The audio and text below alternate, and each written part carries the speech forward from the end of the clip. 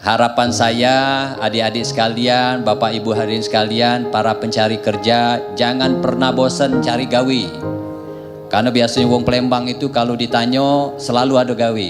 Nak kemana? Oh ada gawe. Nak kemana? Ada gawe. Dan harapan saya dengan adik-adik para pencari kerja terus berjuang dan terus kerja keras. Tetapi tidak cukup dengan itu. Minta doa dengan wong tuanya supaya cepat dapat gawean.